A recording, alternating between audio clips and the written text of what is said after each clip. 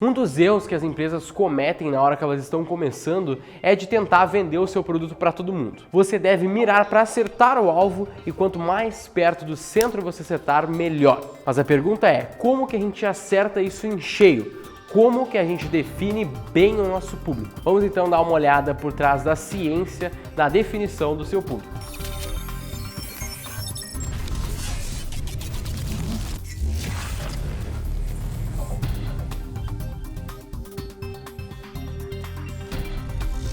Existem duas maneiras para você definir o seu público-alvo. A primeira é pensando no público que paga você diretamente e a segunda é pensando em quem influencia esse público que paga você. A prioridade sempre vai ser o primeiro público, que é quem paga você. E há mais ou menos aí 5 passos para a gente definir esse público. Bem, todo mundo sabe o que é uma persona, talvez tu já saiba como definir a sua. Eu vou dar algumas dicas aqui embaixo, mas tem um ponto específico que o pessoal costuma não falar, que vai ser mostrado no meio desse vídeo. Primeiro você tem que definir quem é essa pessoa. Se você vende brinquedos, essa pessoa vai ser o pai. Se você tem uma empresa B2B, essa pessoa tende a ser o dono da empresa. Se você vende no varejo, essa pessoa é o cliente que paga o seu produto lá no caixa. Pensa um pouco nisso e tenta entender quem é o seu público pagador.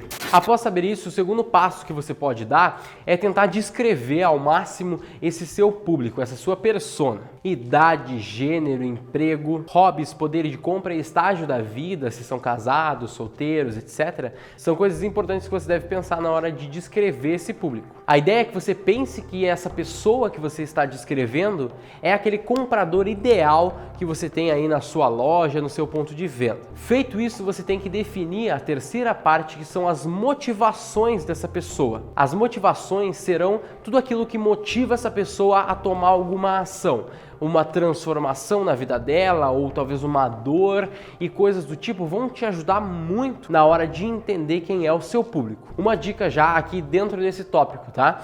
Na hora de fazer as suas copies, os seus textos persuasivos, que o pessoal tem milhões de técnicas e cursos e coisas do tipo, você não precisa ir tão longe assim para começar. Se você souber quem é essa pessoa e tiver já as dores e transformações delas na mente, você provavelmente já consegue fazer uma copy muito boa para ela. Isso é uma dica dentro da dica. Com isso, você vai estar identificando oportunidades. Se você sabe quais são as motivações e as dores desse público, você vai adaptar o seu produto, o seu serviço, o que você tem a oferecer para elas, para resolver essas dores ou entregar essas motivações. E por último, você começa a montar então, para esse primeiro público, essa primeira parte do seu público, a sua estratégia para atacar essas pessoas, seja com estratégias de marketing direto, já tentando vender para elas, ou alguma estratégia de conteúdo, batendo nessas dores, explorando um pouco mais essas questões que você descobriu do seu público. Esse definitivamente é o primeiro passo, tá? Você deve começar por ele. Depois que você já fez isso, você já tem essa clareza,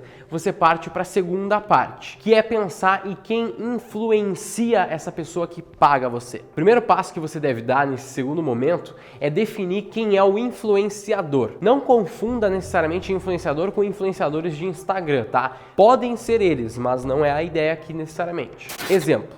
Se você vende brinquedos, que foi um exemplo que a gente usou anteriormente, o influenciador é o filho, porque o filho consome, mas é o pai que paga. Então você tentar fazer campanhas para o filho ou coisas do tipo para o filho vai te ajudar a convencer mais esse comprador. Se o dono da empresa é quem decide comprar, no fim das contas você deve pensar, beleza, mas o meu produto ajuda quem necessariamente? Obviamente que se ajuda a empresa, ajuda também o dono da empresa, mas de repente é o financeiro que vai se beneficiar, ou de repente é o pessoal de marketing que vai ter algum benefício. Então você fazer campanhas e estratégias para falar com esse público pode te ajudar a fazer com que eles convençam ou ajude a influenciar o dono da empresa que vai ser, no fim das contas, o pagador. E uma sacada interessante, que seria, vamos dizer assim, o passo 2 desse segundo momento, é você conseguir fazer tudo que você viu no passo 1, para o influenciador. Então descreva quem é essa pessoa, como que ela se relaciona, todas essas questões que a gente falou lá no começo, você faz também para esse influenciador, porque no fim das contas ele acaba sendo um público-alvo seu também. Pense sempre partindo ali a partir das questões que você conseguiu entender, das motivações e dores também desse público, e crie uma campanha em paralelo.